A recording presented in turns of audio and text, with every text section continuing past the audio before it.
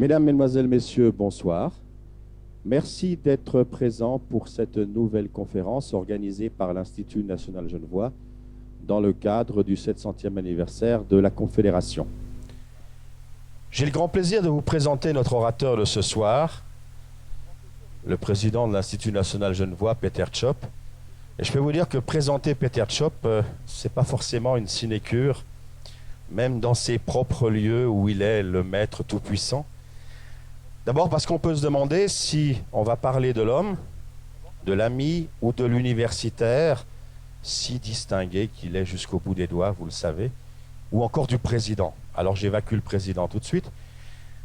L'homme, l'ami, j'en parlerai en 2 secondes pour vous dire que c'est un homme qui a le charme même, qui a un sourire perpétuel qui nous fait plaisir lorsque nous travaillons avec lui, un humour omniprésent, tout ce qui fait un compagnon avec lequel on aime bien travailler, on aime bien passer des moments. L'universitaire, lui, il a une carte de visite assez longue, que je ne vous citerai pas toutes.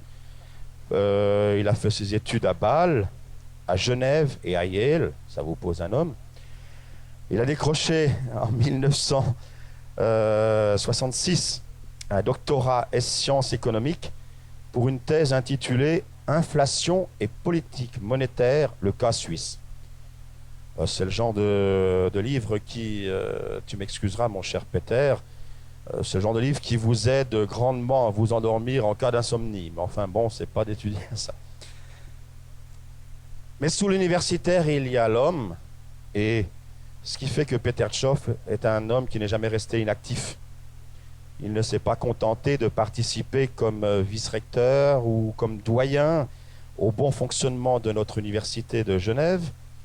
On l'a retrouvé très souvent dans les coulisses du pouvoir, là où les hommes politiques aiment à venir chercher les bonnes idées que malheureusement ils ne mettent pas toujours en application. C'est ainsi que Peter Tschop est membre, je vous cite comme ça, de la commission des cartels, de la commission des questions conjoncturelles, qu'il est expert au Fonds national de la recherche scientifique, consultant au département fédéral de l'intérieur, consultant au département de l'économie publique, et j'en passe encore certainement. Mais ce n'est pas là qu'il limite ses activités, puisqu'il était aussi président de l'Institut national genevois. Mais aussi, c'est un homme, vous le savez, qui s'est engagé dans la politique. À force de la côtoyer, ça devait bien le tenter un jour. Et c'est ainsi qu'il est devenu, en 1982, président du Parti radical genevois. Radical, c'est un terme qui, si on le prend au sens étymologique, au sens premier, ne colle pas du tout à un homme comme Peter Tschop, pour qui le dialogue est une vertu, pour qui l'extrémisme est une faute. Il aurait aimé peut-être faire bouger un peu plus vite son parti que celui-ci n'a évolué, mais je passerai sur les querelles partisanes et politiciennes, surtout en ces temps où nous sommes bientôt en période électorale. On peut ajouter, et c'est dans le cadre de cette conférence de ce soir, à cette brève présentation de Peter Tschop, qu'il est à la fois bâlois et genevois. Et c'est important, ça nous aide à mieux comprendre le fait qu'il est l'homme tout à fait indiqué pour traiter le sujet qui nous réunit ce soir. Peut-on devenir européen et rester suisse? Une interrogation qui est au cœur de tout le débat politique, mais au sens noble cette fois du terme. Tout le débat politique qui agite le pays en ce moment, qui conditionnera son avenir, et que peut traiter parfaitement un homme comme lui, né et puis ensuite vivant dans ces 2 cantons où l'Europe est un jet de pierre, où on a les frontières tout à côté de notre maison, mais où on n'en a pas moins la fibre patriotique viscéralement ancrée, la fibre suisse viscéralement ancrée au fond de soi. C'est peut-être les meilleures manières de pouvoir parler de l'Europe. Et je suis sûr que Peter Tschop va parodier peut-être ce soir, il va nous le dire, qui vous savez, on peut dire en être de l'Europe, on peut dire en être ou ne pas en être, voilà la question. Nous pouvons faire confiance à Peter Tschop pour développer avec le talent qu'on lui connaît cette question. Je vais lui passer tout de suite la parole et ensuite, bien sûr, selon la tradition de l'Institut, vous aurez l'occasion de l'interroger comme vous le voudrez. Je vous remercie de votre attention.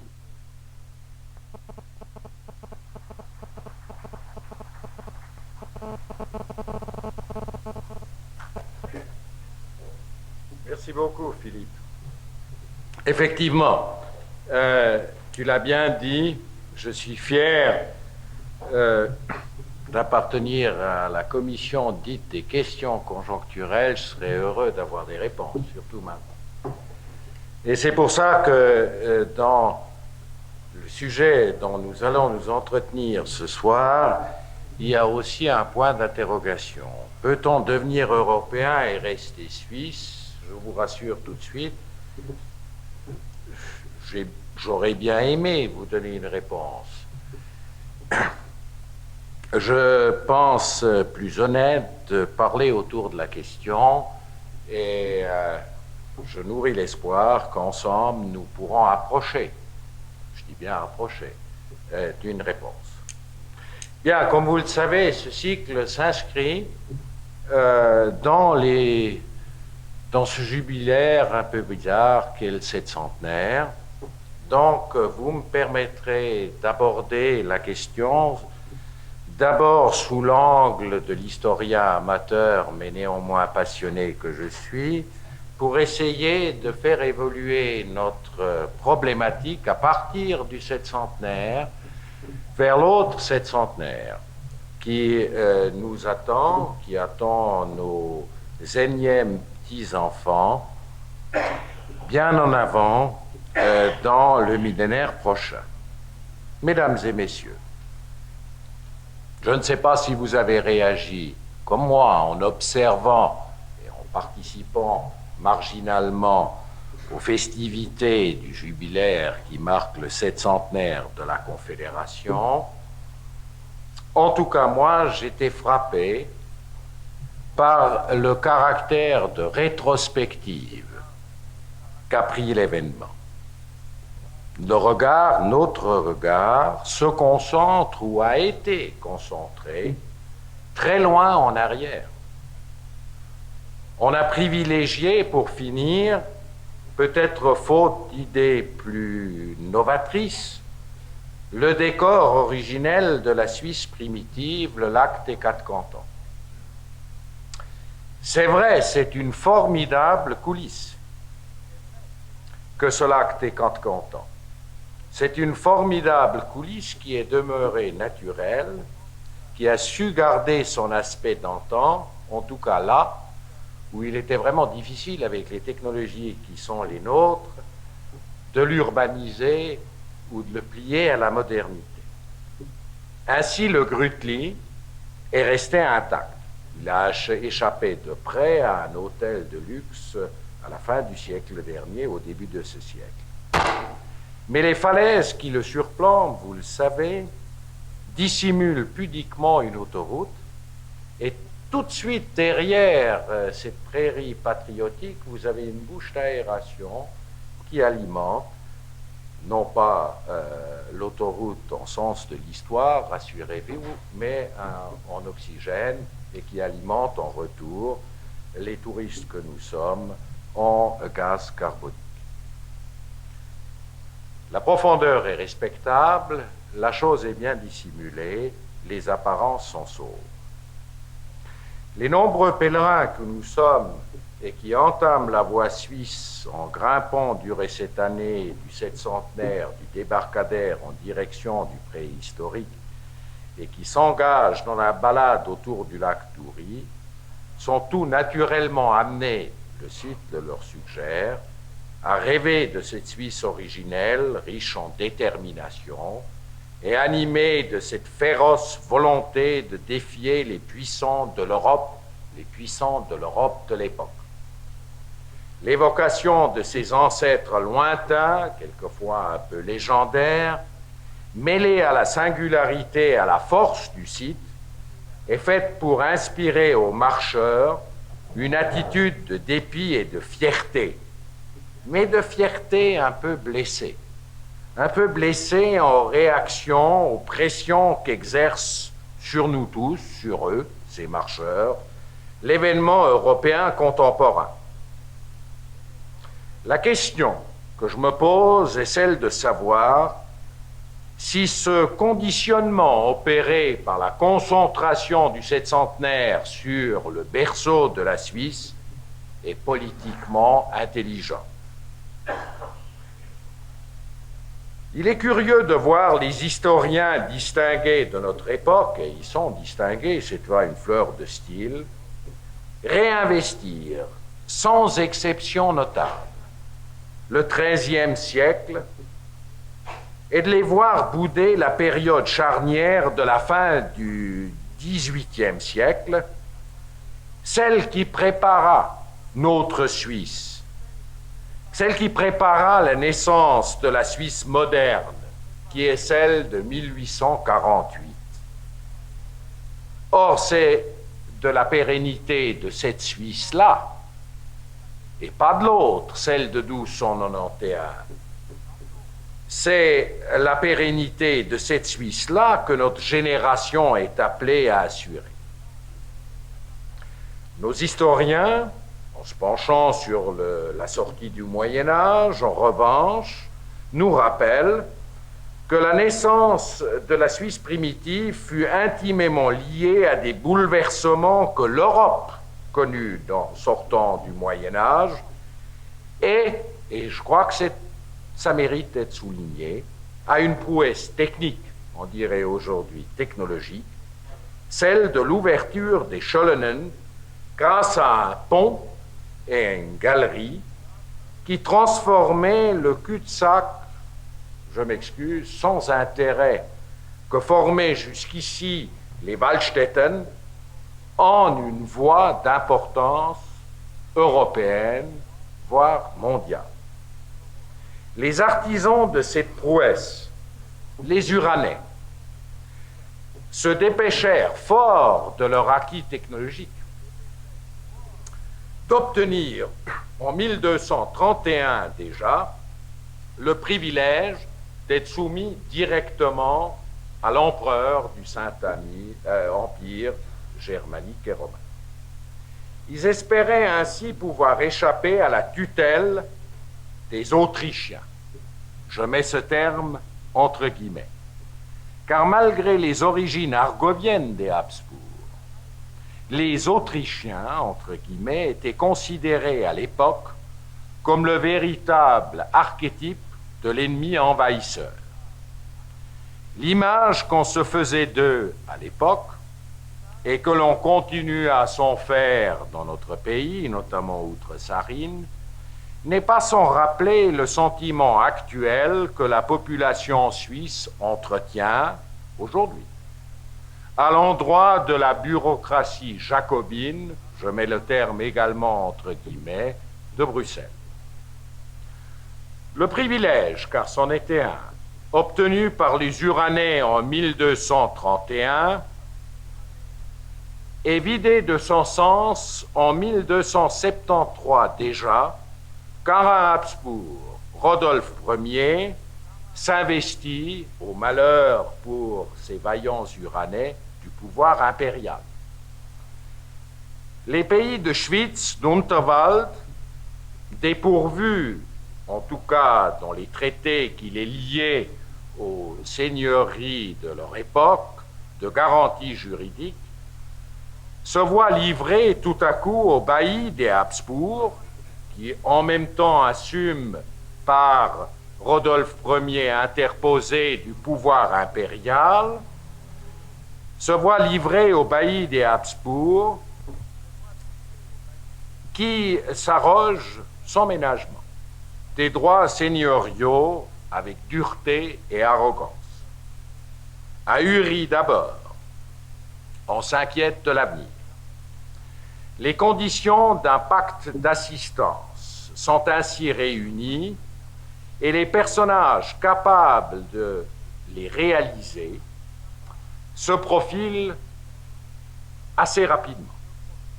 Rodolphe Stoffacher et puis son fils Werner sont élus, processus démocratique, à la tête des Schwyzois.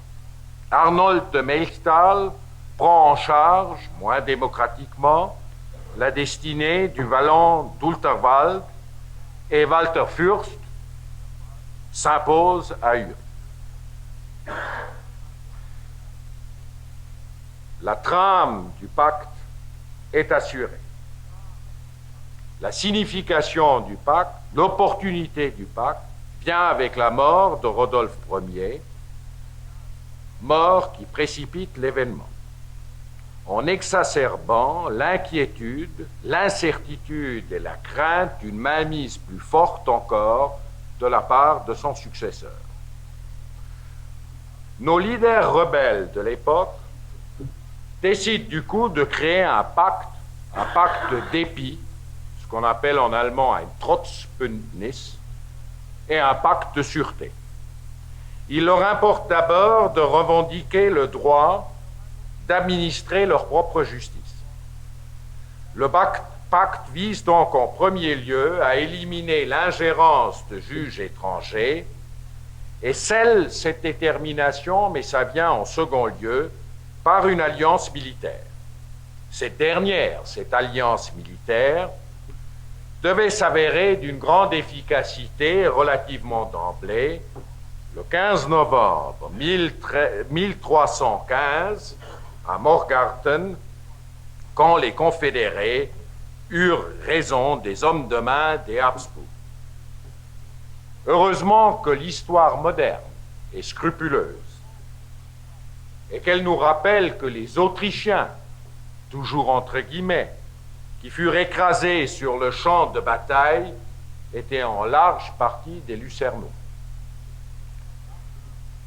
Grâce au pacte, mais grâce aussi à cette victoire sur le symbole de la puissance, c'est-à-dire les Habsbourg, grâce surtout au succès que connaît rapidement le Gothard, enfin ouvert au trafic international, les gens du Rhin et leurs alliés prennent rapidement confiance en quoi?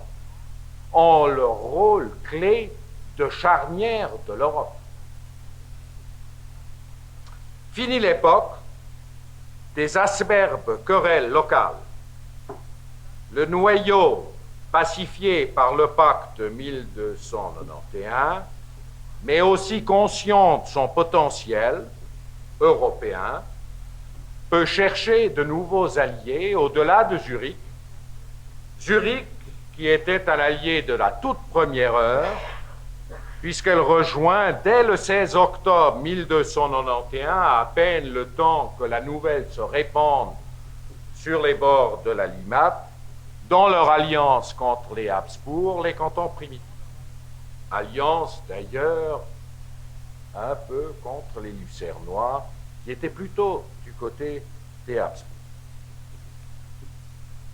En nous exposant, mesdames et messieurs, à la faveur du septcentenaire que nous fêtons, à l'histoire lointaine de nos origines, nous nous conditionnons donc puissamment par rapport à notre situation, puissamment face au bouleversement européen de notre décennie, de notre présent.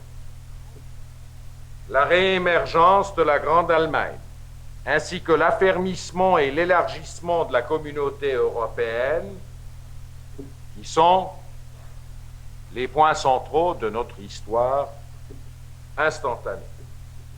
Il me paraît symptomatique que la Suisse officielle, et avec elle le segment conservateur de notre population, vous et moi, ait fini par articuler l'essentiel de cette année de commémoration autour de la prouesse originelle qui eut pour décor technologique les Scholenen et qui eut pour décor patriotique le Grütti.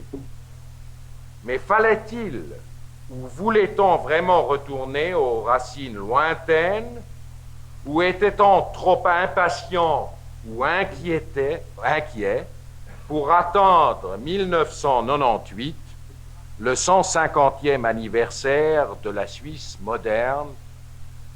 Voici la question que j'aimerais mettre en exergue de ma causerie de ce soir. 1998, c'est-à-dire aujourd'hui, dans 7 ans, nous aurait permis de fêter les pères fondateurs de notre modernité, de notre présent, les Escher, si vous voulez, les Keller, et les hauts faits de la transformation d'un assemblage, il y a 150 ans, 200 ans, usé, un assemblage usé de cantons formant l'ancienne confédération. Au fait de l'époque, dès l'introduction du franc suisse, l'instauration d'un gouvernement fédéral, le Conseil fédéral, d'une diplomatie qui s'est avérée très rapidement efficace, ne jugeons pas de la diplomatie d'aujourd'hui, d'une armée qui n'existait pas fédéralement auparavant, ou encore la mise en place du chemin de fer, véritable base de l'aventure de l'industrialisation du pays, où ce pays qui était paysan et marchand devait exceller, comme vous savez, au point de devenir l'une, en termes relatifs bien sûr, des puissances industrielles les plus remarquées du monde. Plutôt que de rappeler au peuple une histoire, et souvent des légendes, tout à fait déconnectées de cette modernité, personne ne peut le nier, 1998 aurait permis aux Suisses de mesurer la double signification, celle des 200 ans de l'invasion de Bonaparte et celle des 150 ans de la réponse à cette invasion, c'est-à-dire la naissance d'une Suisse moderne, et par là de saisir le contexte actuel qui est historique, pour la bonne et simple raison que la période que nous vivons ne pardonne ni erreur d'appréciation, ni retard. S'il me paraît tout à fait nécessaire de s'inspirer de l'histoire avec un grand H lorsqu'on fait face à des échéances majeures, et Dieu sait que nous faisons face à des échéances majeures, il me paraît douteux, mesdames et messieurs, et même dangereux, de fixer son attention aujourd'hui sur la préhistoire du pays. Je n'aime pas du tout, pour ma part, voir les Suisses nous redécouvrir en Guillaume Tell face à l'arbitraire nivelant et arrogant de l'Europe, de l'Europe de l'époque, soit, mais de l'Europe actuelle, de l'Europe communautaire, non. Je suis frappé par les transpositions toutes faites qui foisonnent. Guillaume Auguy, avec ses 28 tonnes, à l'assaut du bailli de l'Or, ou les 3 Suisses qui tiennent tête à l'Europe entière et qui ont l'habitude de ne consolider leur maîtrise de l'événement qu'après coup, chose que la légende revisitée dans le cadre du 700e ne redit pas, mais qui correspond quand même à une vérité, puisque c'est Morgat qui donnait la preuve que le pacte pouvait résister, et c'est non pas le pacte lui-même. On prenait des risques à l'époque. Il est vrai que les autorités, les nôtres, d'aujourd'hui, n'avaient pas l'embarras du choix. Avec l'échec auquel ils ne s'attendaient pas en votation populaire locale du CERN,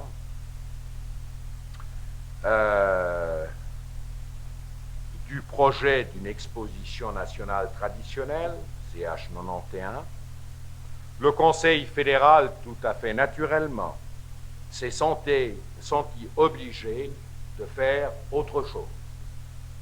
Toute la question était de savoir quoi. On finit par placer une série impressionnante de manifestations sous le signe de l'utopie. Le délégué aux festivités, M. Solari, a cherché à renouer avec la tradition, au fond, prospective des expositions nationales, en rendant la chose un peu plus abstraite, et en inventant ce thème majeur de l'utopie. Force nous est aujourd'hui de constater que les temps ne se prêtent guère à cette orientation. D'où le manifeste succès des célébrations passéistes, qui ne devait en réalité, en tout cas dans l'esprit de Solari, n'être qu'une facette des célébrations de 1991. L'utopie, finalement, et ça c'est une parenthèse que je me permets d'ouvrir, était probablement un mauvais choix, un choix un peu publicitaire, puisque en y réfléchissant, le concept même d'utopie a quelque chose d'un peu sectaire, quelque chose qui nous éloigne un peu de la préoccupation du gros de la troupe. C'était peut-être pas la meilleure idée.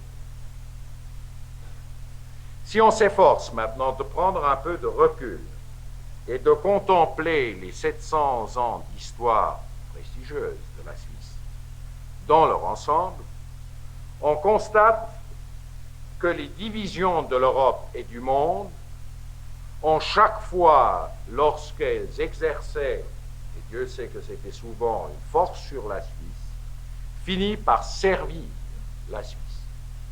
Il nous donnait le catalyseur de notre unité, l'ennemi commun unificateur. C'était ça le modèle qui jouait à chaque fois. Certes, par moments, songeons aux 2 guerres mondiales, elles ont failli nous coûter notre existence. Mais des conflits internes, religieux, idéologiques, des querelles de clochers, ont également mené à plusieurs reprises la Suisse au bord de l'éclatement. Le contexte historique de la naissance de la Suisse moderne, celle de 48, de 1848, fournit un excellent exemple d'une combinaison entre ces périls venant de l'extérieur et les périls que nous cultivons de l'intérieur. Un excellent exemple qui est assez à l'image de la période que nous vivons actuellement. Les événements d'aujourd'hui sont toutefois et heureusement, mais sommes-nous conscients de notre bonheur, beaucoup moins dramatiques. Comment, mesdames et messieurs, expliquer que l'Europe, qui n'a cessé de nous envahir, qui n'a cessé de nous inquiète pareillement aujourd'hui, alors que pour la première fois de son histoire par rapport à la Suisse, elle se montre pacifique. Comment expliquer notre désarroi, sinon en se référant à un désarroi que nous avons dû mijoter nous-mêmes dans nos consciences, dans nos âmes. L'Europe est désormais un péril pacifique. Et est-ce que c'est vraiment notre drame de ne pas avoir besoin d'un général pour venir à bout de cette problématique? Mesdames et messieurs, c'est évident. Nous traversons une crise d'identité. Mais attention, c'est la nôtre. L'Europe a une identité, peut-être un peu farfelue, peut-être un peu utopique, mais elle est à la quête de son identité, tandis que nous rangeons nos freins en nous plongeant dans une crise d'identité, je pense, caractérisée. Et pas une de plus, puisqu'évidemment, on avait déjà traversé des périodes de doute collectivement. Mais une, probablement, qui nous coûtera plus cher que les autres lorsque l'événement européen et l'événement mondial avaient autre chose à faire et nous laissaient de ce fait-là le temps de reprendre nos esprits. Cette crise d'identité s'explique, je crois, relativement facilement par le curieux télescopage qui s'est produit progressivement durant les dernières décennies entre 2 attitudes qui se sont au fond dégagés en marge de la longue période de prospérité que nous vivons depuis une quarantaine d'années. Cette période de prospérité, me semble-t-il, a généré d'une part une impressionnante lignée d'esprit critique à la plume et à la langue de plus en plus acérée. Mais elle a aussi engendré, de l'autre côté du spectre de l'opinion, une foule d'indifférents, ainsi que les porte-paroles inévitables et autosatisfaits du « il n'y a point comme nous ». Ne serait-ce qu'en raison de la détérioration patente de l'engagement civique de notre population, c'est-à-dire, mesdames et messieurs, nous tous, il faut admettre qu'il y a eu lentement un processus de détérioration de l'esprit civique qui ne pouvait déboucher que sur une crise d'identité. Retrouver une orientation générale au projet collectif, en se penchant sur son passé lointain, comme nous le faisons durant cette année du jubilaire, me paraît une tentative à la rigueur vaine, peut-être même dangereuse. L'identité m'apparaît comme étant un sentiment collectif d'identification avec un projet social vécu par nous, c'est-à-dire un projet social qui prend corps au présent et qui se prolonge dans l'avenir. Autrement dit, on ne s'identifiera jamais qu'avec son avenir, socialement. Le passé, lui, on l'assume, pour le meilleur ou pour le pire. Il est bon, toutefois, de s'inspirer dans la définition du projet collectif qu'on nourrit pour l'avenir de l'expérience historique, mais j'ajouterais de l'expérience historique pertinente. À la recherche d'un tel point d'ancrage dans l'histoire, 1848 s'impose à mes yeux beaucoup plus que 1291.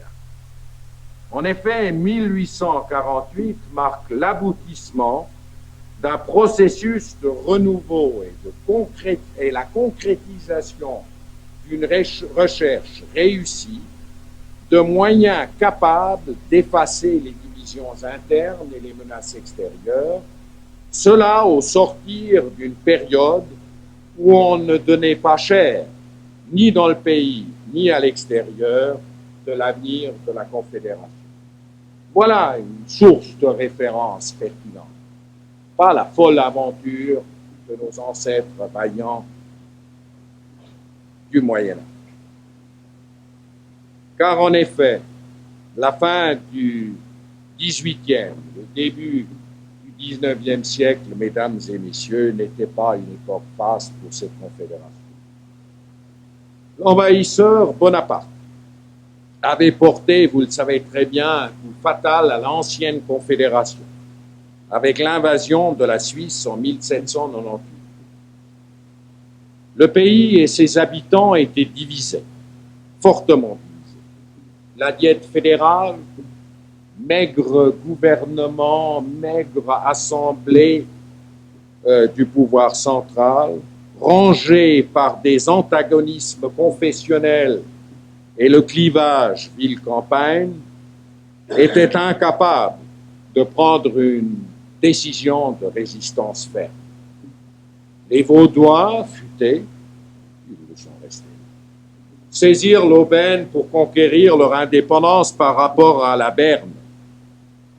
Une Berne qui, avec Genève et les petits cantons de la Suisse originelle, était seule à essayer de faire vraiment front, les armes à la main, à Bonaparte. Mais sans succès, comme on le sait. Le Balois Ox, vous savez que c'est un bœuf. Le Balois Ox pouvait ainsi rédiger sa constitution unitaire à Paris en toute tranquillité, celle d'une république helvétique, une et indivisible, et il travaillait manifestement sous la dictée intellectuelle de Bonaparte. Mais cette République helvétique ne devait pas résister. Son inspiration centralisatrice était trop contraire à l'histoire d'un pays fier de ses identités locales et trop divisé par ses langues et confessions pour s'adapter à une constitution centraliste d'inspiration française. Bonaparte lui-même, d'ailleurs, devait s'en rendre compte rapidement et offrir, tout en l'imposant, sa médiation en 1803 déjà. C'est piquant de voir un dictateur qui venait de doter la France d'un régime des plus autoritaires et qui s'apprêtait à soumettre l'Europe tout entière à son diktat, concéder à la petite Suisse un régime fédératif par l'acte de médiation. On peut être tenté de dire que les Jacobins de toute espèce de la communauté européenne tiennent ceci pour une leçon, eux qui seront forcés d'élargir la communauté des 12 à une Europe plus vaste. Il fallut cependant, après l'acte de médiation, près d'un demi-siècle pour consolider la scène politique suisse. Le pays était très fragilisé. Il était fragilisé à l'extrême par, d'une part, les événements déchaînés sur le plan européen et d'autre part, ses contradictions internes. Certes, le pays se voit doté de nouvelles frontières par les congrès de Vienne et de Paris. Et il se voit doté de la garantie de sa neutralité perpétuelle, mais qui est garantie dans l'intérêt de l'Europe. Je dis bien dans l'intérêt de l'Europe. Voici ce qu'ont décidé pour le compte de nous autres Helvètes les puissances signataires des traités de Vienne et de Paris. Mais à l'intérieur, mesdames et messieurs, en Suisse même, des tensions extrêmes survivent, attisées par des évolutions contradictoires dans le reste de l'Europe. Les monarchies conservatrices cherchent en effet, tout autour de la Suisse, à reconstituer leur pouvoir. Ce mouvement de restauration avait ses adeptes en Suisse aussi. Parmi ceux qui étaient en opposition aux influences des idées libérales qui faisaient rapidement leur chemin à travers la plupart des cantons. Les radicaux de l'époque luttèrent avec un succès grandissant pour le renforcement du lien confédéral, pour l'instauration d'un pouvoir central efficace et d'une diplomatie extérieure commune, ainsi que pour une armée fédérale. Ils le font tout en fournissant l'impulsion idéologique d'essence libérale ou de libre pensée nécessaire à l'industrialisation du pays. Mais ils s'opposent à 7 cantons catholiques et conservateurs qui finissent par se liguer en alliances séparées. Seltzow-Dobbo. Sa dissolution rapide est décidée par la Diète, mais nous avons vu une Diète faible, un tigre de papier, comme dirait l'autre. Elle dut donc être menée militairement. Elle le fut par le général Guillaume-Henri Dufour, la grande, avec Victor Rochefort, la grande lettre de noblesse des Genevois, qui nous affranchissent probablement dans l'histoire définitivement, d'avoir été quelque peu en retard sur d'autres confédérés dans notre mouvement d'allégeance au pouvoir fédéral. L'acte de pacification de Dufour ouvre la voie à l'adoption d'une constitution fédérale moderne, inspirée très largement de celle des États-Unis, qui devait transformer la Suisse en un État fédératif et démocratique moderne. Le temps était vraiment bien choisi. Alors que l'Europe est balayée par une nouvelle vague de révolution dès février 1848, la Suisse adopte tranquillement sa nouvelle charte fondamentale en septembre 1848 et retrouve à cette occasion une nouvelle identité, celle sur laquelle nous tergiversons tant aujourd'hui. Ces quelques repères et rappels historiques nous suggèrent, mesdames et messieurs, je pense, deux leçons. La première est que la question de la pérennité de la Suisse moderne ne saura se mesurer à l'aune de ses origines lointaines de 1291, mais bien plus pertinemment dans le contexte du difficile renouveau qui a entouré la naissance de l'État-nation fédéral. La seconde leçon qui s'impose est de reconnaître que la Suisse ne sortira de sa crise d'identité actuelle qu'en redéfinissant, à la lumière des nécessités d'aujourd'hui, son rapport à l'Europe et au monde exactement comme en 1948. Approfondissons quelque peu, si vous voulez, cette dernière thèse. Pour avoir eu l'occasion ces dernières années de suivre le débat européen, pour autant qu'il soit vraiment démarré dans notre pays de l'intérieur, je suis vraiment terriblement frappé par l'helvétocentrisme de notre approche. Nous avons une tendance fâcheuse à mesurer les bouleversements qui se déroulent sous nos yeux à la cadence d'une montre intérieure qui tourne tranquillement à la même vitesse, celle de notre temps social à nous.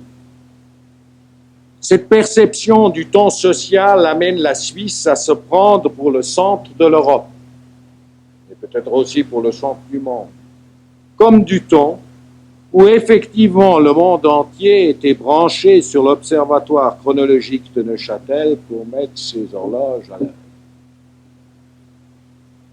Cette vision nous a de surcroît amené à nous attendre de la part du monde et de l'Europe à une sorte de reconnaissance universelle, celle de nos mérites économiques, sociaux, culturels et politiques.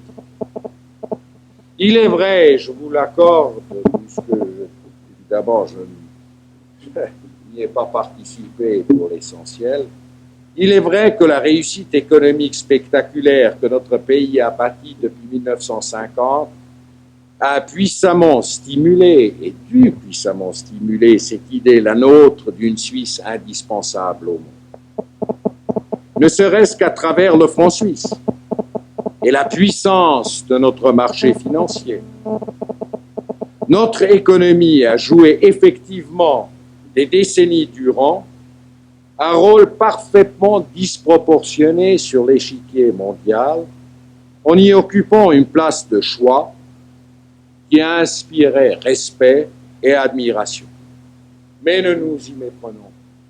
C'est le pouvoir économique qui a inspiré respect et admiration, et non pas les qualités que nous pouvons réunir en tant que corps social, et non pas notre rayonnement culturel. En matière de perception que la Suisse a d'elle-même, cette réussite économique a produit des effets assez fâcheux.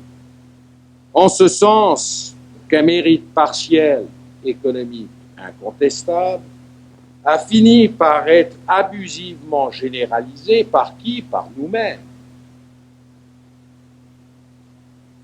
Et la Suisse d'oublier que son projet ne pouvait être exclusivement économique. Pour satisfaire à la longue les exigences sociales, culturelles et politiques de sa propre population, et à plus forte raison encore de celle du reste du monde, qui d'ailleurs se montrait, et nous le savons tous, de plus en plus irrité et envieux. Une lente érosion de l'image de marque internationale de la Confédération s'en est suivie, accompagnée à l'intérieur de ce que nous savons être une véritable crise d'identité. Friedrich Dürrenmatt a saisi cet engrenage par une formule que je trouve remarquablement pertinente. Il fait dire à un de ses personnages de roman que la Suisse a démissionné de l'histoire en entrant tête baissée dans les grandes affaires. Il est intéressant de noter que ce processus est allé de pair avec deux autres dérives. D'une part, le développement d'un conservatisme accusé des structures institutionnelles internes, d'autre part, d'un retrait politique progressif de la scène internationale, le tout accompagné d'une mystification croissante des instruments clés de la vie publique. Le fait qu'un espace multiculturel comme la Suisse soit foncièrement conservatif n'est évidemment pas surprenant. Ce qui est gênant est que ce conservatisme ait davantage figé les structures du pays qui n'a exercé ses vertus dans le maintien lucide des valeurs fondamentales sur lesquelles se fonde le projet suisse. En d'autres termes, la Suisse s'est retirée dans des structures de plus en plus conservatrices, cartellaires, en omettant de redéfinir les valeurs fondamentales qui inspirent son action collective et de les orienter par rapport aux changements lents mais inexorables qui se sont produits de par le monde. Économiquement, cette attitude s'est traduite par un enflement de l'appareil productif, soutenu par un appel sans retenue, mais vraiment sans retenue, de main-d'œuvre étrangère. Cet appel-là de la main-d'œuvre étrangère, cet appel débridé, devait complètement empoisonner le climat politique et social des années 60 et 70 pour révéler enfin, à partir de 1975, ses effets néfastes aussi sur le plan économique, durant la crise industrielle sévère que le pays a connue à cette époque-là. Eh bien, mesdames et messieurs, nous vivons toujours économiquement, mais aussi politiquement et socialement, l'après-75. Sur le plan politique, une myopie certaine s'est progressivement installée.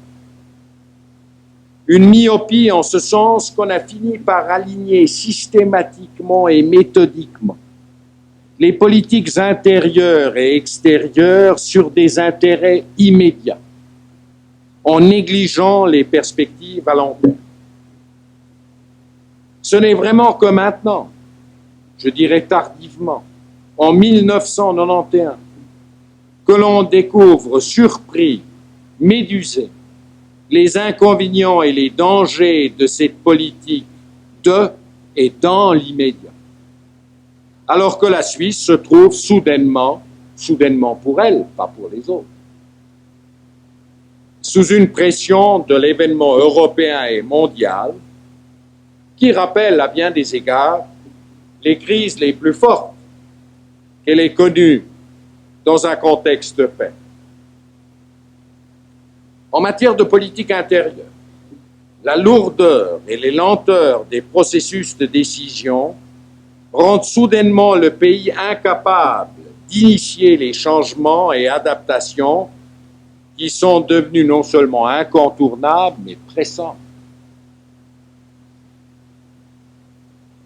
L'absence de gouvernement, l'absence d'un gouvernement fédéral au sens réel du terme, c'est-à-dire un gouvernement qui peut et doit engager sa responsabilité politique suprême, se fait de plus en plus sentir, en particulier face aux lourds dossiers européens. Mais ce qui est vrai du Conseil fédéral s'implique aussi aux gouvernements cantonaux. à leur échelle et à leur responsabilité. En un mot, la culture politique de la Suisse s'est lentement détériorée et elle est aujourd'hui en crise profonde. Les exemples pour étayer ce constat foisonnent malheureusement.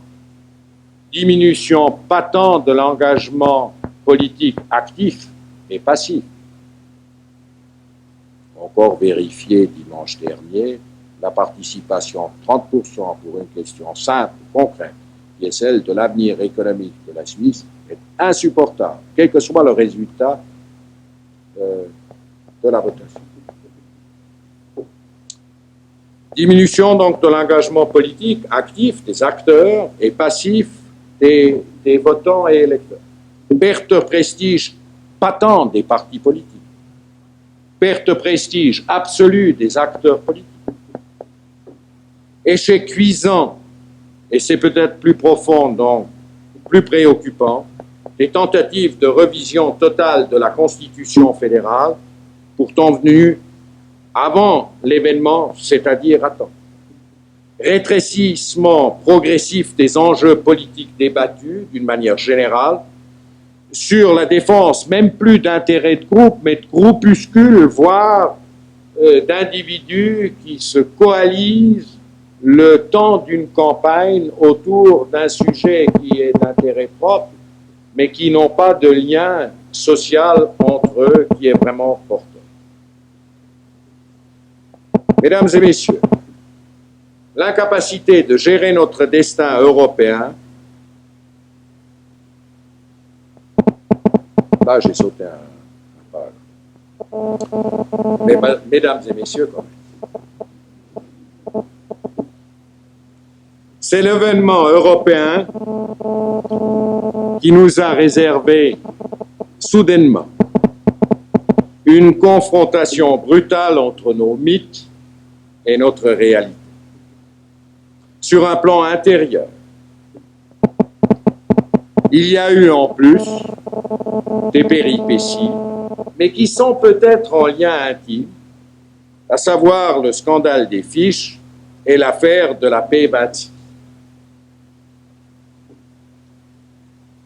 Mais plus fondamentalement, au-delà des péripéties, au-delà du fait de la surprise que nous avons subie de voir soudainement l'Europe reprendre une nouvelle dynamique, le problème le plus grave, c'est notre incapacité actuelle de gérer notre destin européen. Nous sommes simplement obligés, nous serons simplement obligés de redéfinir notre place dans l'Europe. Il n'y a aucune alternative. La question est de savoir si la Suisse trouve la force intérieure de braver la CE, car la CE n'est pas gentille, c'est un assemblage de raisons d'État, donc c'est quelque chose de redoutable. La question est de savoir si nous trouvons la force intérieure de braver et de nous intégrer à elle à notre manière, ou bien si la CE finira par nous forcer à adhérer rapidement et dans la précipitation aux conditions dictées par elle-même. Que l'on choisisse l'une ou l'autre des voies, et vous voyez bien laquelle est la préférable, elles exigent, ces voies, des Suisses, qu'ils deviennent véritablement européens. L'interrogation proposée par le titre de mon exposé est en réalité réversible et peut être parfaitement paraphrasée par la question: peut-on rester suisse sans devenir européen? Nous le savons, Denis de Rougemont nous l'a enseigné, la Suisse n'est pas un État national européen comme la plupart des autres. Je dis bien la plupart des autres, pas comme tous les autres.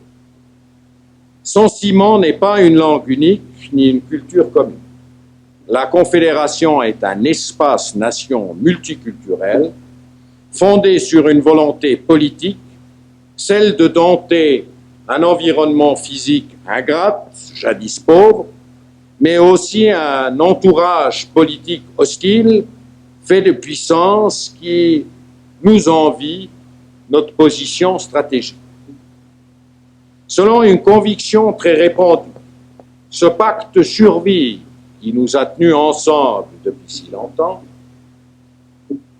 serait maintenant irrémédiablement soumis à érosion par les perspectives d'entente et d'intégration en Europe. L'adhésion de la Suisse à la communauté provoquerait, me dit-on, des déchirures et des velléités de sécession. La volonté de se mettre ensemble et de le rester ne se dicte évidemment pas plus à notre niveau d'individu qu'au niveau collectif. Pas plus de l'intérieur que de la part de l'extérieur. Cette volonté de s'unir et de rester unis surgit ou elle ne surgit pas. Elle se maintient ou elle se perd.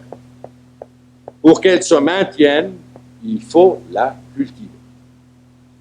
Et cultiver cette allégeance, c'est l'adapter sans relâche aux données changeantes de chaque époque.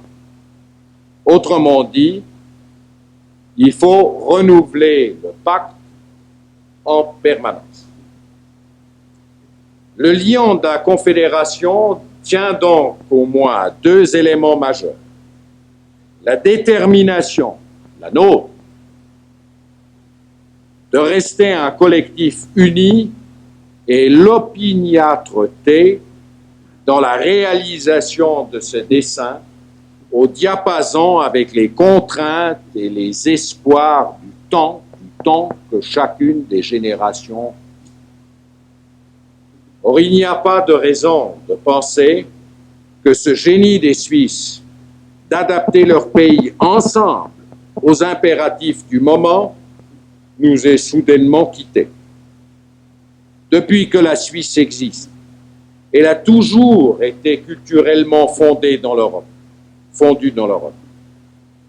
Les grandes routes qui traversent notre territoire, celles du Gothard et celles du plateau, nous ont constamment exposés aux stimulations culturelles du Nord et du Sud, de l'Est et de l'Ouest. Aussi est-il très difficile de définir la suissité en matière culturelle sans sombrer dans l'anecdote et le cliché. Mais il existe bel et bien une identité culturelle helvétique, dont l'acquis le plus spectaculaire est probablement notre culture politique. C'est précisément pour cette raison qu'il est dangereux de réduire la problématique de l'intégration européenne à sa seule dimension économique. Réduction que l'on opère pourtant constamment depuis des décennies et avec détermination et obstination. En privilégiant des lieux d'intégration tels le GATT ou l'Association européenne de libre-échange, qui, contrairement à la communauté européenne, ne revêtent aucune dimension culturelle, notre diplomatie économique a sacrifié à cette tentation de réduction. Il est vrai que l'épanouissement de la société de consommation est un phénomène mondial auquel personne ne peut échapper. La communauté, en revanche, la communauté européenne, a dépassé le stade purement marchand qui est le sien, ou qui était le sien du temps du marché commun, et elle s'attaque maintenant à l'édification d'une communauté européenne au plein sens du terme, qui intègre toutes les dimensions de la vie collective.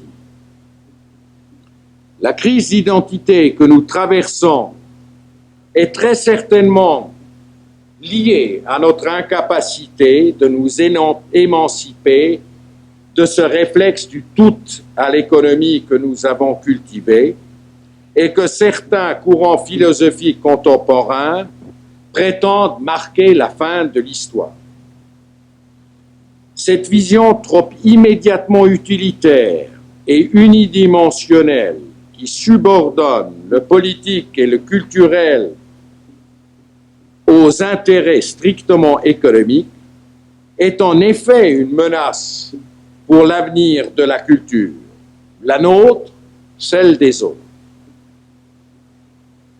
On finit par miner la culture politique, aussi la nôtre, en plongeant ces éléments majeurs tels la neutralité et la démocratie directe dans un vide de signification, en subordonnant systématiquement tout aux seuls impératifs économiques.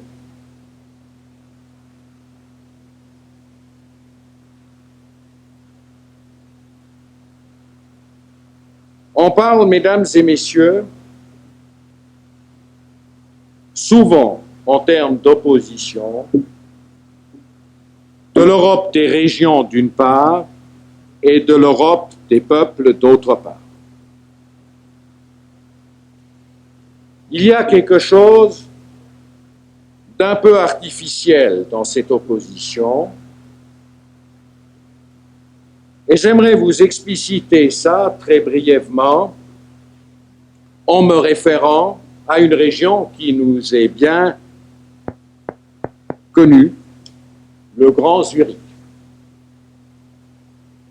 Un coup d'œil sur la réalité suisse permet en effet d'illustrer que cette opposition Europe des régions ou région Europe des peuples ou peuples est quelquefois artificielle. Nous le savons tous, la Zurich moderne est devenue une région économique. Plus d'1 million d'habitants sur un pays qui, malgré tout, ne compte que 6,5 millions. C'est beaucoup dans un espace fractionné comme le nôtre. Zurich est devenue pas une région, ne compte pas une région au sens culturel du terme.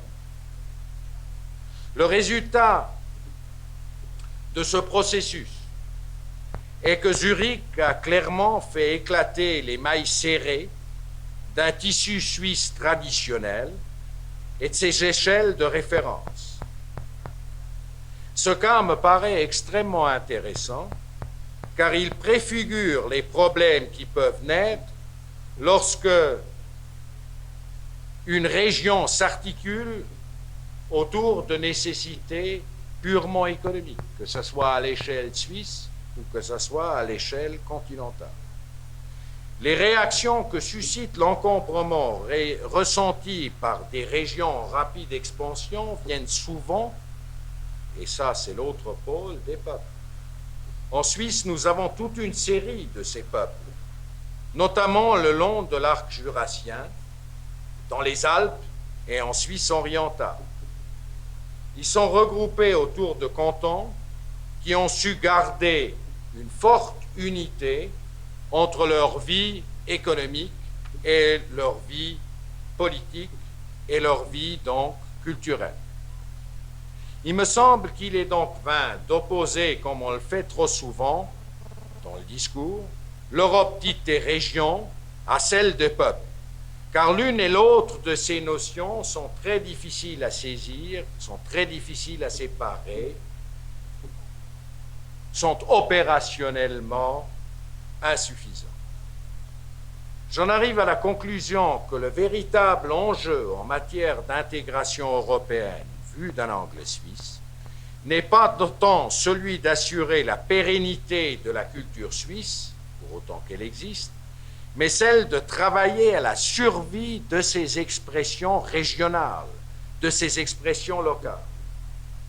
Or, mesdames et messieurs, de ce côté-là, nous manquons singulièrement d'imagination et de détermination, et nous nous concentrons trop souvent à cultiver des particularismes superficiels. Saisir la mouvance d'intégration en Europe et la perspective de l'insertion de la Suisse dans la nouvelle Europe en émergence, signifie donc un travail de renouveau au niveau local et à l'échelle nationale qui est avant tout un travail politique et un travail culturel. Il y a dans ce domaine la nécessité de repenser à la lumière du processus d'intégration politique et économique le renforcement des structures locales, le renforcement, l'adaptation du fédéralisme, le soutien à la culture locale, en espace urbain, pourquoi pas, le soutien à la culture parfaitement locale.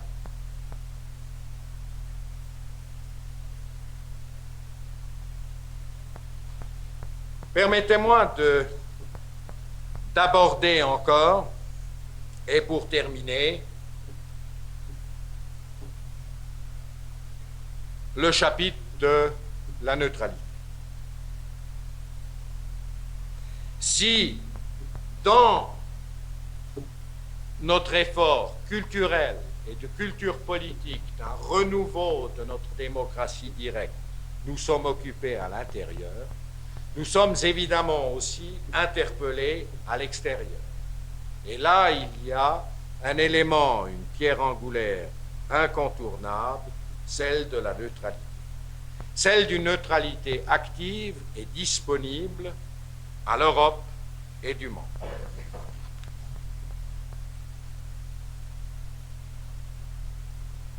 Je suis, quant à moi, intimement persuadé que des États neutres, tels la Suisse, ont sur un plan européen un rôle absolument déterminant à jouer aussi à l'avenir.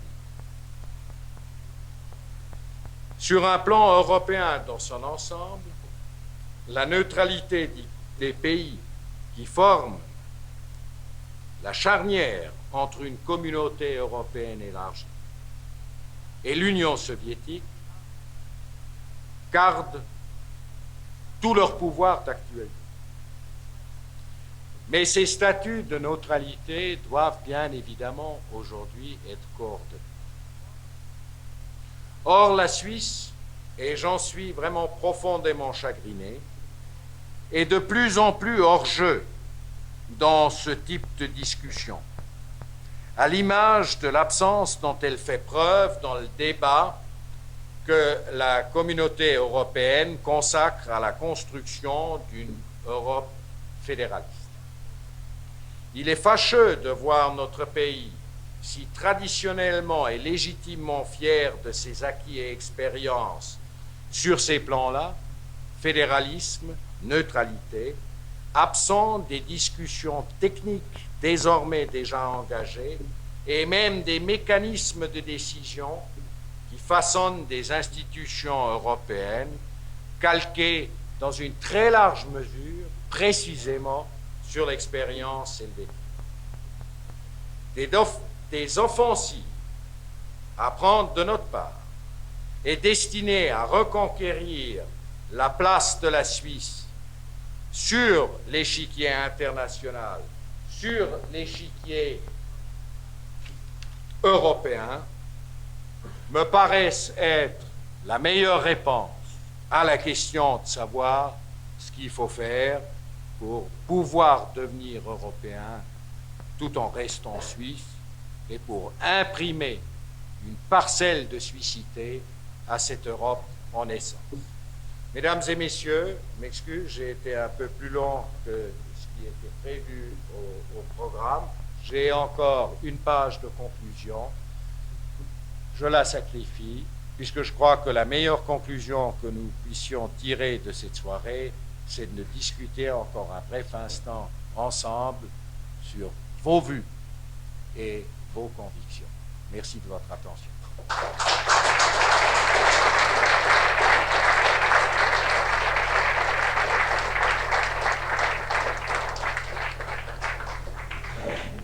Merci et bravo à Peter Tschop. Si je peux me permettre juste un petit commentaire, je dirais que c'était presque une conférence à ne pas mettre entre toutes les oreilles, parce qu'il y avait beaucoup de propos un petit peu iconoclastes qu'on n'a pas assez souvent l'habitude d'entendre dans ce pays, et c'était très bien. Merci, Peter. Alors voilà, la parole est maintenant à vous, mesdames et messieurs. Plus loin ? Bon, la parole est à vous maintenant, mesdames et messieurs. Qui a une question à poser au professeur Chop, à notre président? Monsieur, attendez peut-être qu'on vous passe le micro, ça facilitera pour que tout le monde puisse vous entendre. Monsieur ici.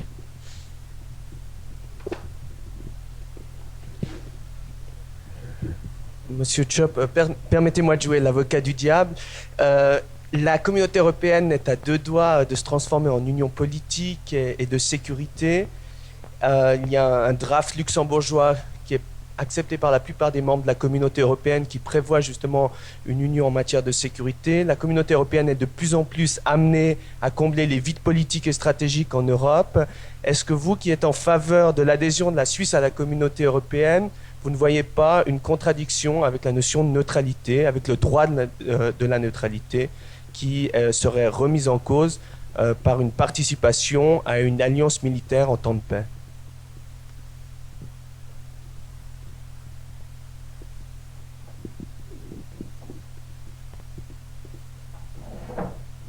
Je répondrai à M. Schwab de la manière suivante. Bien sûr que c'est un danger. Bien sûr que c'est un danger. C'est un danger en particulier puisque nous sommes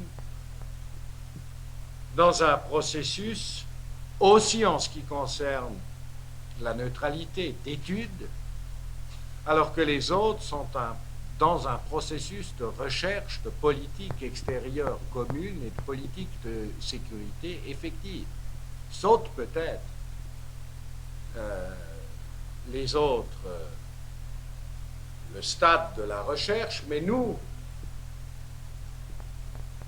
on ne sort pas de la recherche vers la pratique.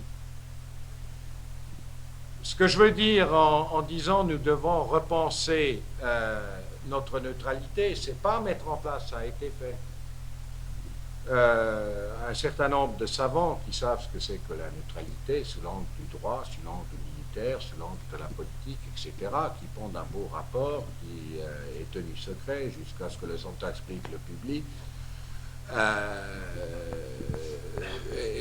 Et puis ensuite, il y a eu une longue réflexion. Je pense, c'est mon image des horloges qui tournent plus à notre temps social qui est lent. Nous devons prendre un certain nombre d'initiatives. Alors, pour moi, le monde est simple. C'est nous qui le compliquons, puisque, comme disait Sénèque, je crois, le problème n'est pas dans la complexité de la chose, le problème est dans le fait que nous ne savons pas ce qu'il faut faire. Le monde est simple. Il y a deux puissances fortes qui se cherchent à l'heure actuelle en Europe. Imaginez un instant qu'elle se trouve. Vous aurez une Union soviétique qui a retrouvé sa force, ou bien une union des États souverains, s'appellera peut-être autrement, et une communauté européenne élargie. Puisque le grand mariage, j'y crois pas. Alors bon, il y a un problème de sécurité qui se pose en ces termes-là. Et nous pouvons partir du pari que les deux ont intérêt que ça ne se termine pas de nouveau dans une guerre froide, qui serait maintenant une guerre froide européenne. Donc ils vont essayer de s'entendre. Mais ils ne peuvent s'entendre que lorsqu'ils sont séparés d'un couloir neutre, qui a deux propriétés. D'abord d'être militairement neutre, ce qui ne veut pas dire désarmé, nécessairement. Et deuxièmement, neutre du point de vue économique, c'est-à-dire qu'il commerce aussi bien avec l'un des camps que de l'autre. Et ce couloir existe. Il est même tracé sur la carte avec une clarté aveuglante. C'est les pays nordiques, les pays baltes, les pays tels la Pologne, la Tchécoslovaquie, la Hongrie, et le ruban un peu plus floues, telles la Roumanie, la Bulgarie, la Yougoslavie, etc., qui relient le tout, l'Europe centrale, aux Balkans. Vous me direz, et la Suisse. Et je dis, mais c'est formidable. S'il y a une sorte de S renversé qui fait cet équilibre entre une CE qui s'élargit et une Union soviétique qui veut avoir des garanties territoriales et économiques, eh bien, on fera encore un petit appendice et on enfourguera là-dedans les Autrichiens et les Suisses. Ça fera juste un petit appendice, ça peut très bien marcher. Et je crois que ça peut marcher. Mais le problème, c'est que ces choses-là se discutent aujourd'hui, tel que je suis informé. S'il y a un représentant du département fédéral des affaires étrangères, il est prié de s'annoncer, sans la présence de la Suisse, alors que c'est dans notre intérêt absolu. Là, je me fâche. M'excuse. C'est dans notre intérêt absolu d'être à l'origine de ce genre de choses. À l'origine. Puisque, regardez, Petit Pierre, Max, a donné une nouvelle définition de la neutralité suisse à un moment où elle a vraiment besoin de ça, hein, puisque Churchill n'est pas très content de la neutralité suisse, c'est le moins qu'on puisse dire. Et il a inventé ce concept de la neutralité classique, n'est-ce pas, militaire et pas très clair sur le plan économique, mais avec l'idée de disponibilité, de bons offices et de disponibilité pour faire une participation à la paix du monde. Bien. Ça a magnifiquement marché jusqu'à la crise de Cuba. Et puis après, le monde a trouvé d'autres pays qui faisaient les relais entre des belligérants en puissance. Vous voyez l'absence de la Suisse dramatique sur cet échiquier-là de la disponibilité et des bons offices dès la crise des otages cartériens en Iran. Et vous voyez l'absence très gênante pour ce type de neutralité active de la Suisse dans la guerre du Golfe. On a juste dit que le survol des Alliés sur le territoire était interdit. Il se trouve que ils ont volé sur ma tête et puis je croyais toujours que j'habitais l'espace aérien suisse et non pas français, puisque je suis domicilié à Vendôme. Et c'était un dimanche. Bien. Donc, il est impératif pour nous de nous resituer sur cet échiquier. On ne peut pas faire une politique extérieure de la Suisse en se contentant de former des flics pour une république de moindre importance et de toute façon de provoquer encore la culbute du chef d'État avec cette opération de Boy Scout. Nous devons inventer autre chose. Mais pour inventer cette autre chose, nous devons participer. Et nous ne pouvons plus participer tout seuls puisque plus personne n'est demandeur pour la neutralité suisse dans la mesure où elle ne s'inscrit pas dans un contexte fonctionnel international. Et Helsinki 2 n'existe pas encore fonctionnellement. Ce qui existe, c'est la communauté. C'est une des raisons pour que nous devons absolument nous positionner là-dessus. Je ne sais pas si j'ai répondu à votre question, mais en tout cas, ça m'énerve. Ça s'entend. Merci. Une autre question, peut-être, monsieur, au fond, là-bas.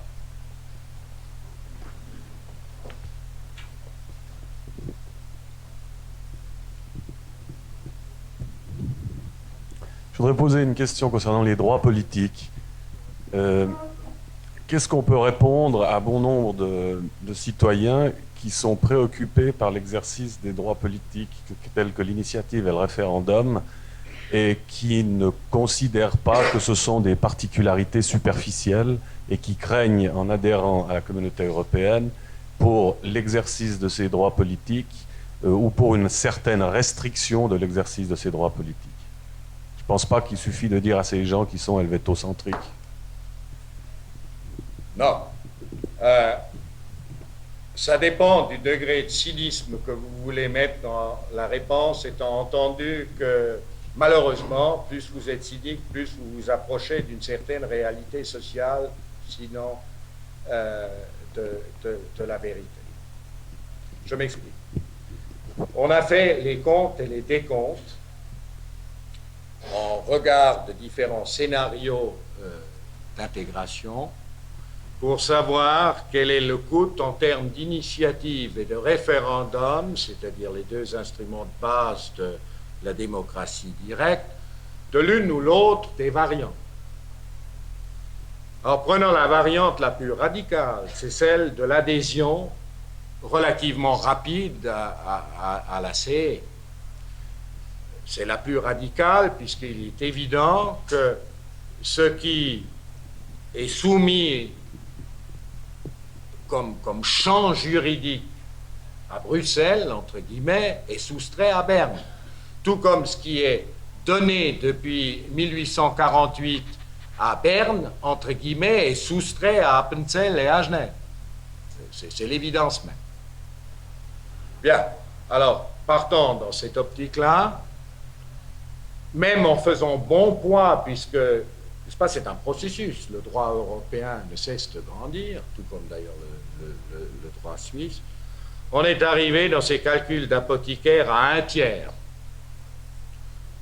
J'ai moi-même fait, mais je ne suis pas constitutionnaliste, ces calculs, moi j'arrive à un chiffre nettement inférieur qu'à 1/3, puisque j'ai eu la mauvaise idée de dire qu'est-ce qui nous est interdit par le GATT, qu'est-ce qui nous est interdit par l'OCDE, qu'est-ce qui nous sera interdit par le FMI et la Banque mondiale, et quoi par la CE, et je trouve que ce qui est soustrait par le GATT, en l'état, mais encore une fois, il faut voir ça avec les coryphées, hein, Aubert et puis tout ça, ce qui est soustrait par le GATT est plus limitatif à l'heure actuelle que ce qui sera soustrait une fois qu'on sera dans la CE, mais seulement on n'en parle pas.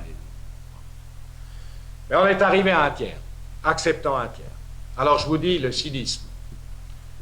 Quand je suis avec des copains qui font aussi un peu de la politique, je dis ça ne peut pas nous faire chaud, puisqu'on est déjà à 2/3 qui ne votent pas et à 1/3 qui votent les beaux jours.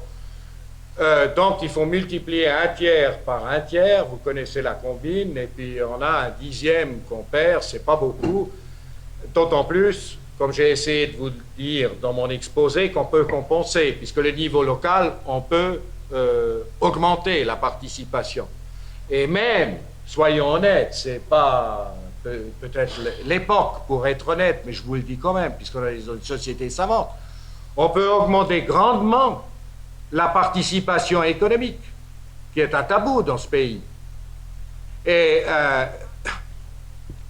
puisque la charte sociale européenne va dans le sens d'une extension des droits économiques des travailleurs. Et c'est pour ça que le Fort ne trouve pas l'idée intelligente, mais l'Union syndicale suisse la trouve intelligente. Donc, vous voyez, il y a des mécanismes de compensation. Maintenant, tout à fait concrètement, je pense le problème est, et Schwok l'a déjà soulevé, en réalité dans la problématique politique extérieure. Ça, c'est un peu délicat.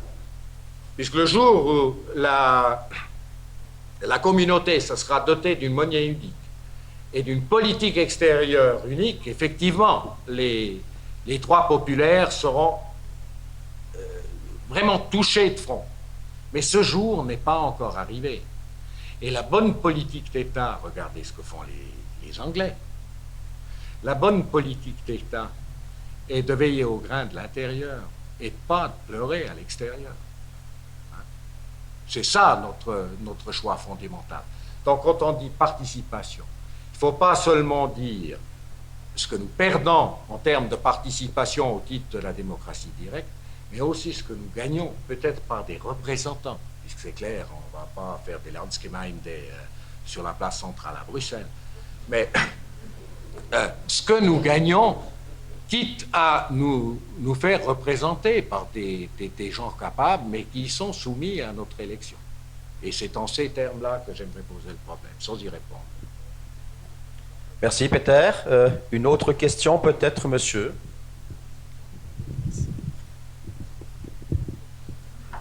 Je m'étonne toujours que l'on s'étonne de ce que vous avez appelé la crise d'identité ou les temps difficiles que nous vivons pour définir notre avenir. Parce que finalement, la situation n'est pas facile du tout.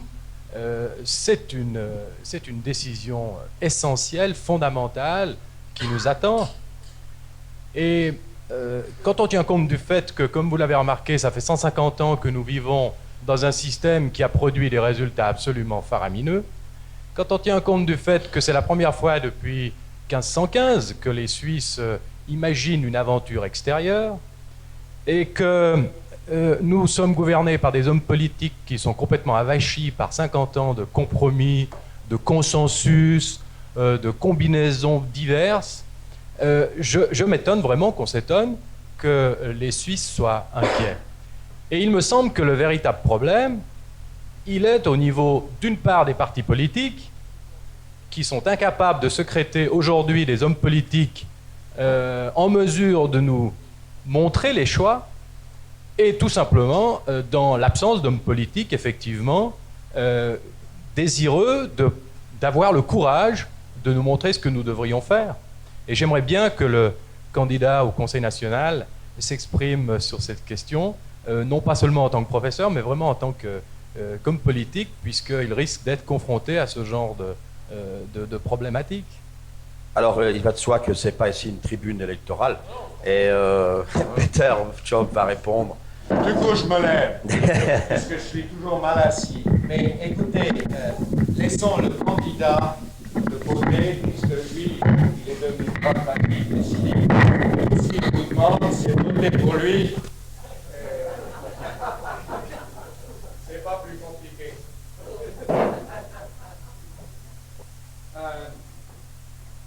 Non, vous n'avez parfaitement raison. Vous recommande d'ailleurs, puisqu'il faut aussi travailler sur la conférence, une conférence que M. Courclair va faire demain soir, 8h15, Uni2, dans le contexte des rencontres internationales, sous le thème général l'Europe retrouvée. Et je crois que c'est un endroit privilégié, puisque c'est un politicien pour lequel je nourris beaucoup de respect, et il se tiendra à disposition pour des questions du public le lendemain à 10h, également à Uni2. Je fais cette annonce puisque, étant donné qu'effectivement on ne peut plus parler avec nos conseillers fédéraux en exercice, il faut se ruer sur ceux qui sont à la retraite et qui sont encore disponibles. Peut-être ils disent quelque chose qu'on puisse comprendre. Mais j'aimerais quand même voler à leur secours. J'ai essayé de broder autour de la notion de crise d'identité. Et au fond, ce que j'ai voulu montrer, c'est qu'elle vient de nous-mêmes. Nous tous, on est nombreux, je vous remercie d'être aussi nombreux pour l'Institut national. C'est un privilège et pour moi, c'est évidemment sympathique. Mais enfin, nous sommes suffisamment nombreux pour être quelque part représentatifs de quelque chose. Alors, si un collectif comme celui-ci en a vraiment ras-le-bol, avec la densité d'informations que nous représentons, s'il ne trouve pas le courage de le faire savoir à ceux qui sont censés le gouverner, nous gouverner, c'est de sa faute. La crise d'identité est désormais, à partir de ce moment-là, chez eux et pas chez les autres, qui ne sont que l'émanation de nous. Vous savez tous que M. Jean-Pascal Delamurac, Coty, Colère, etc., tralala, sont atteignables par courrier, Berne, Palais fédéral, 3003. Si vous en avez vraiment ras-le-bol, et si vous trouvez que c'est eux qui sont en crise d'identité, pas vous, Faites-le leur savoir. Les 200 lettres qu'ils recevront d'ici la fin de la semaine seront plus efficaces que vous ne pouvez jamais imaginer. Non, vous n'avez pas essayé. À 200, vous n'avez pas essayé. Tout ce qu'ils reçoivent, c'est 3590 recours pour la ligne Verbois-Kalmitz. C'est renéotypé. Et alors là, évidemment, ils ne répondent pas. Ça c'est normal. Mais de vraies lettres qui ne demandent rien, qui disent juste « vous foutez de nous », on veut maintenant savoir ce que vous pensez de l'Europe. Ils n'en reçoivent pas beaucoup. S'ils en reçoivent 200, ça leur donnera peut-être des ailes. Maintenant, vous avez aussi un autre élément. C'est vrai, là, vous avez raison. Donc, je veux dire, si le Conseil fédéral est médiocre, c'est qu'il est le reflet de nous-mêmes. Pas tous. Si, il est le reflet de nous-mêmes. Et je crois même que, et je dis bien le Conseil fédéral, puisque je crois que les conseillers fédéraux, pris individuellement, ne sont pas si médiocres que ça. Seulement, ils ont en commun une chose de très importante. Ils se conçoivent comme chefs de département, c'est-à-dire comme hauts fonctionnaires, plutôt que de se concevoir comme leaders politiques. Alors, ils se cachent derrière la volonté politique du peuple, et le peuple attend d'eux qu'ils affichent une volonté politique. C'est pour ça que je leur dis, écrivez-leur pour dire une bonne fois quel est votre Weltbild et quelle est votre position sur l'Europe, et arrêtez de faire des jeux de collégiens attardés à la Delamura et Coty à Sils. C'est 3 messages tout à fait clairs, il faut le leur rappeler puisqu'ils font des gamineries. Vous dites en plus, la Suisse a beaucoup à perdre, bien sûr, et c'est ça notre difficulté. La Turquie, qui est aussi candidate, plus ou moins désirée, officielle, etc., à la communauté européenne, elle joue sur du velours. Elle n'a rien à perdre, elle n'a qu'à gagner. Et les derniers venus à la communauté, je pense en particulier le Portugal, qui nous cherche à l'heure actuelle, puisque les Espagnols futés ont trouvé que ce n'était pas intéressant pour l'Espagne, vu les flux financiers, d'attaquer directement la Suisse. Ils ont fait un deal avec les Portugais, c'est les Portugais qui attaquent maintenant, et les Grecs, pour dire que la position de la Suisse en matière d'espace économique européen est pas la bonne. Ils n'avaient qu'à gagner. Nous, on a beaucoup à perdre. Ça c'est une chose qui est essentielle. Mais quand vous regardez ce qu'on a à perdre, vous verrez, après un examen froid, et en politique extérieure, il faut raisonner froid, que c'est des choses économiques. Et qu'à très long terme, c'est pas ça qui est important. C'est le politique et le culturel qui est important. Et alors, c'est ça notre difficulté. Qu'est-ce que ça peut bien faire si on fait un peu de perte de pouvoir d'achat? Puisque peut-être c'est ce pouvoir d'achat qui nous a plongés dans nos états d'âme de crise d'identité. Il faut pondérer ce que nous perdons et ce que nous allons perdre de toute façon, puisque les taux d'intérêt européens n'ont aucune prise sur eux, et puis les taux d'intérêt suisses marchent avec, et les taux de salaire, vous n'avez qu'à regarder notre performance d'inflation par rapport à la France, tout ça c'est plus comme c'était, et c'est dommage. On a une perte économique peut-être, mais le gain politique, de venir maintenant, et quand je dis maintenant, c'est d'ici la fin du siècle, hein, je ne suis pas plus pressé qu'un autre, dans la communauté, pour soutenir à une période charnière d'autres petits pays européens, dans le combat pour une fédéralisation de la communauté, eh c'est ça le calcul. Vous avez vu que la proposition hollandaise, à l'heure actuelle, qui était une proposition faite par le Forort, hein, à l'heure actuelle de la CE, puisque la Hollande est au Forort à l'heure actuelle, enfin, elle a la présidence, concrète de fédéraliser les mécanismes a été rejeté à plate couture puisque la Hollande n'a pu rallier que la Belgique. Eh bien, je prétends que, cas de figure, bien sûr, si on avait été à la place du Danemark, déjà dans la CE, ça ne se serait pas passé comme ça. C'est ça le problème.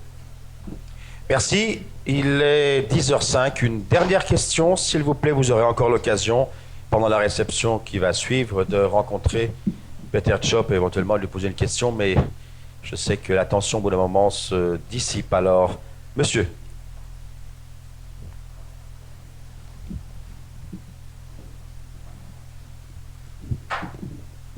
Monsieur le Président, je partage entièrement vos vues.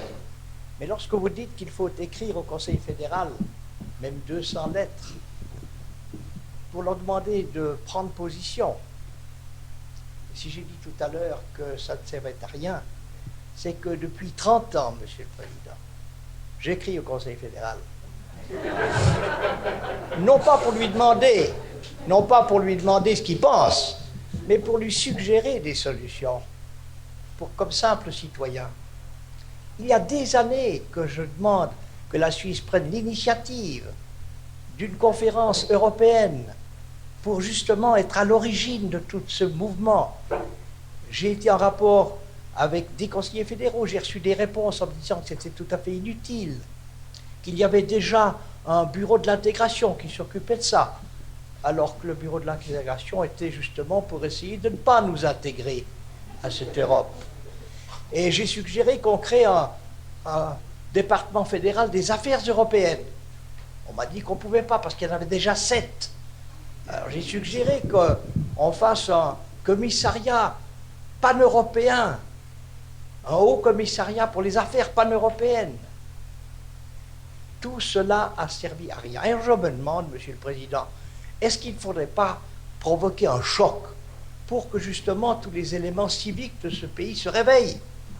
Et pourquoi alors, puisque ce gouvernement est incapable de prendre une décision, pourquoi ne pas créer un contre-gouvernement, un gouvernement parallèle qui aurait pour tâche justement de s'occuper de cette affaire? Et peut-être qu'à ce moment-là, les citoyens prendraient conscience de la situation. Merci, monsieur. Peter. Mais je prends vos propos très, très au sérieux. Alors, pour que les choses soient claires, s'il y a des représentants de la presse, j'aimerais dire ce que je pense, mais j'aimerais pas le lire demain matin dans mon journal préféré. Hein? C'est lequel? Non, ça, c'est en ordre, hein, puisque ça... vous ne pouvez pas restituer en tant que journaliste l'ambiance. Ça avait l'air d'une boutade de vous dire écrivez. Et d'ailleurs, je m'en fiche si vous écrivez ou bien si... Mais manifestez, et ça vous avez bien compris le message, manifestez, si besoin est, bruyamment, de votre mécontentement, bien sûr, pour autant que vous soyez mécontent.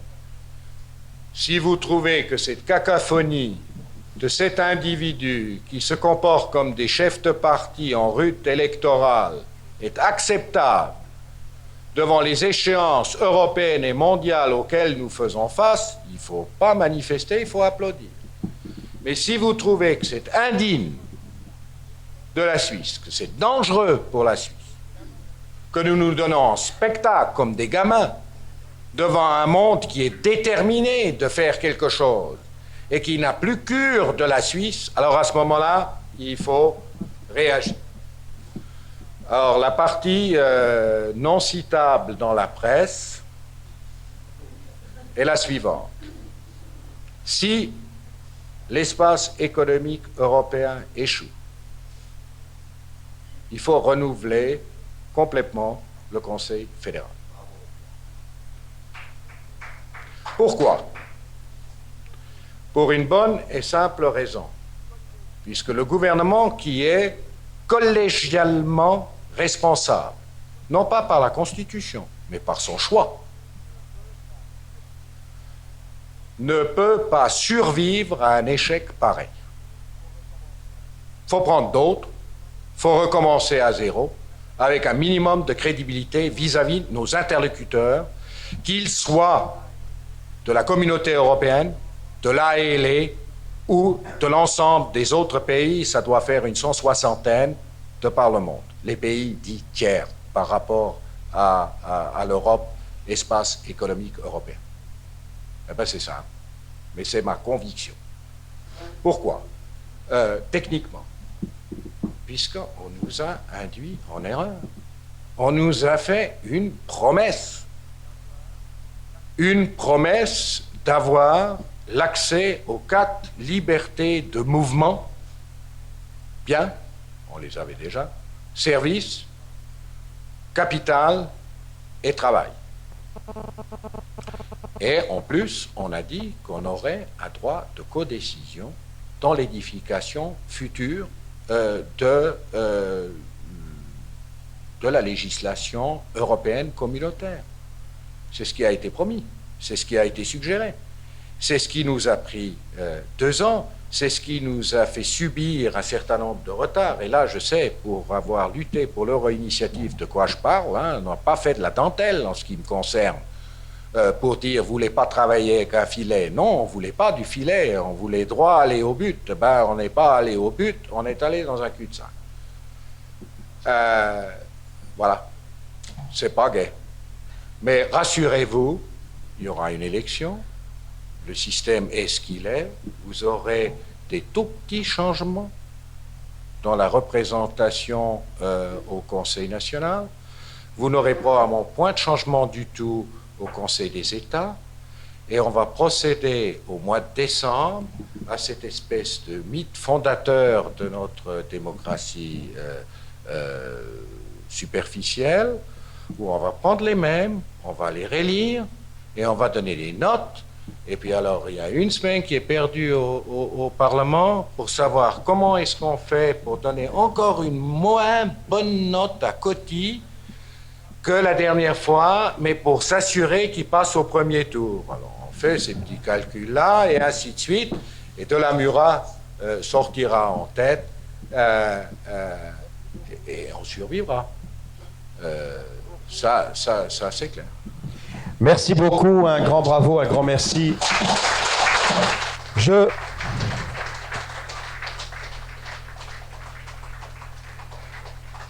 vous demande encore juste quelques secondes d'attention. Juste dire à Peter que j'ai personnellement beaucoup apprécié tout ce qu'il nous a dit, et avec un point que je voulais relier à celui de l'Institut, il a beaucoup insisté sur 1848. Et il faut savoir que notre institut dans lequel Peter s'est brillamment produit ce soir est un des fils de 1948, puisqu'il a été créé en 1852 suite à toute la période de phasie que vous connaissez. Alors encore 2 rendez-vous que je voudrais vous donner. La semaine prochaine, le 8, c'est-à-dire mardi prochain à 18h45, vous êtes conviés à venir assister à la remise du premier prix du Salon d'automne de l'Institut. L'Institut, sa section des Beaux-Arts tout particulièrement, présidé par notre ami Giorgio Quadranti, qui a disparu, mais il était là quelque part. Si vous voulez demander les renseignements, c'est un monsieur barbu que vous pourrez trouver tout à l'heure dans le hall. Donc l'Institut va décerner son premier prix du Salon d'automne, et ses œuvres qui ont concouru seront exposées dans ces locaux, seront visibles pendant une bonne semaine. Et puis d'autre part, toujours dans le cadre de ces festivités du 7e centenaire de la Confédération, la prochaine conférence qui aura lieu ici dans ces locaux sera le mercredi 16 octobre également à 20h30. Y a-t-il un humanisme suisse par le professeur Alfred Berchtold, bien connu, et je pense que ça vaudra aussi le coup, tout autant que ce soir, de se déplacer. Mesdames, Mesdemoiselles, Messieurs, je vous souhaite une bonne fin de soirée, un bon retour chez vous. Merci de votre fidélité, de votre constance avec l'Institut. Au revoir.